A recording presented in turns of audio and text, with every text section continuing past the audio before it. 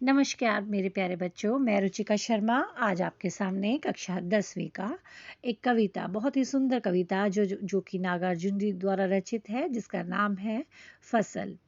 इस कविता का बहुत ही सुंदर व्याख्यान आपके सामने प्रस्तुत करने जा रही हूँ। ये जो कविता है बहुत ही इम्पॉर्टेंट है बच्चों आपके लिए, और अक्सर परीक्षा में इसमें से प्रश्न पूछे जाते हैं, तो ध्यान से समझें इसे। फसल, कविता का शीर्षक है फसल।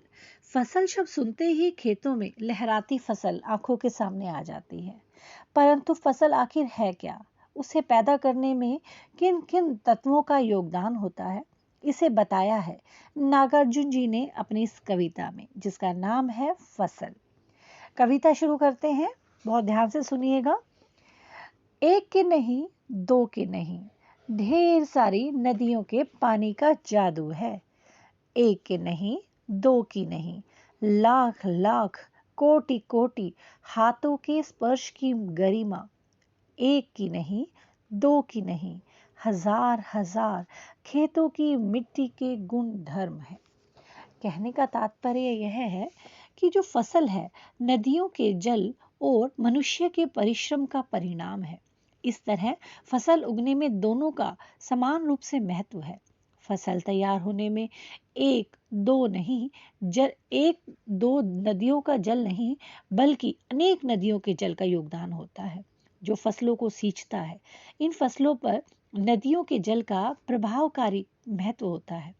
इसी तरह फसलें एक दो मनुष्य के परिश्रम का परिणाम नहीं होती, अपितु लाखों करोड़ों मनुष्य के हाथों के परिश्रम का परिणाम होती है।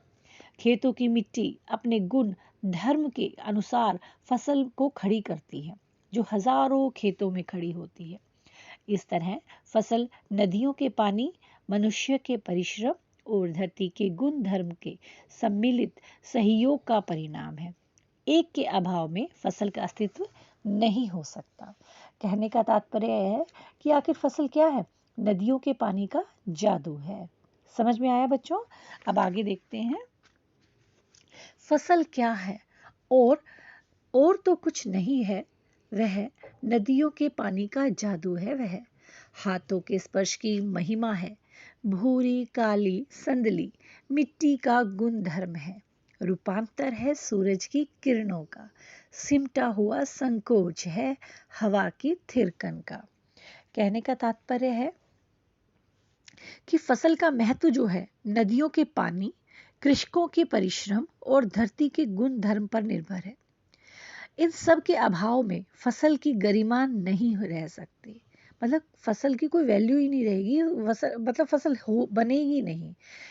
कवि फसल के बारे में अपना विचार प्रस्तुत करते हुए कहता है कि फसल जो है नदियों के जल के प्रभाव का परिणाम है, कृषकों के हाथों उसके स्पर्श का परिणाम है, धरती के मिट्टी के कणों में विद्यमान काली भूरी संदली, संदली क्या होती है? विशेष सुगंधित मिट्टी होती है बेटा, जिसके गुण धर्म का परिणाम है।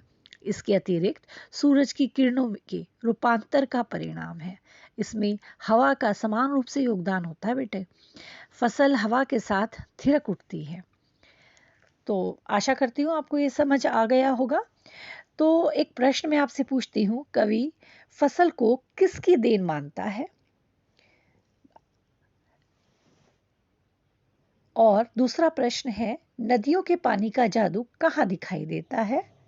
तीसरा प्रश्न है, हाथों शब्द किसके लिए प्रयुक्त किया गया है? हवा की थिरकन का से क्या तात्पर्य है? रूपांतरण है सूरज की किरणों की। इन पंक्तियों से क्या आशय स्पष्ट होता है? इन 5 प्रश्नों का उत्तर आप मुझे अपनी कॉपी पर लिख कर देंगे। धन्यवाद।